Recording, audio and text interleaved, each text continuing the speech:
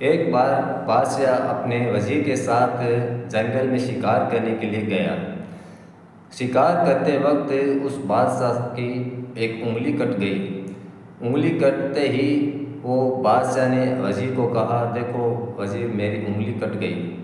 وزیر نے مسکراتے ہوئے کہا، اللہ جو کرتا ہے وہ ٹھیک کرتا ہے، وہ اچھا ہی کرتا ہے، اس میں بھی اللہ تعالیٰ کی کوئی حکمت چھپی ہوئی ہے۔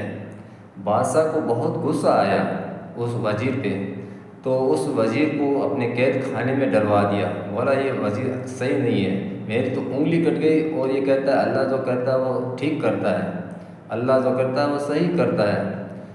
تو اس کو وزیر کو جو جیل میں ڈلوا دیا، جو جیل میں ڈالا گیا وزیر کو، تو وزیر اسی وقت پھر کہا کہ اللہ تعالیٰ جو کرتا ہے وہ صحیح کرتا ہے، آپ مجھے اس جیل میں ڈال رہے ہیں، اس میں بھی اللہ کی حکمت چھپی ہوئی ہے، جو کرتا ہے اللہ کرتا ہے، اللہ ٹھیک ہی کرتا ہے۔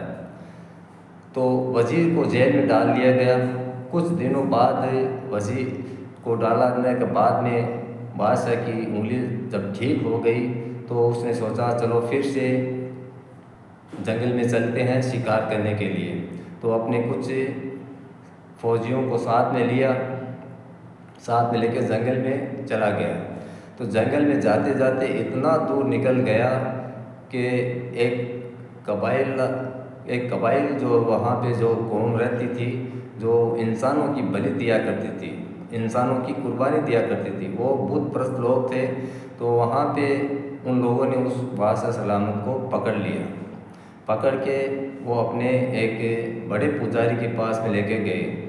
بولے آج ایک شہری جو شہر میں رہنے والا انسان ہے وہ ہمارے ہاتھ میں آیا ہے، آج اس کی قربانی دیں گے۔ تو اس کو تیار کیا گیا۔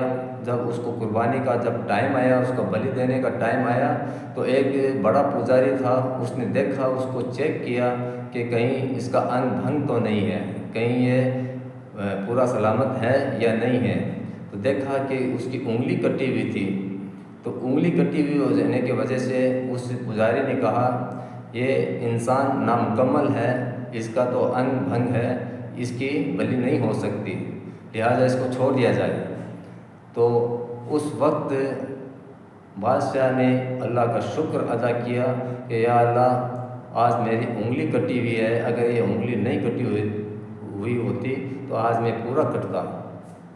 تو اسی وقت اس بادشاہ کے ذہن میں وہ وزیر کی بات سامنے آنے لگی کہ ہاں وزیر نے صحیح کہا تھا، اللہ جو کرتا ہے وہ ٹھیک کرتا ہے۔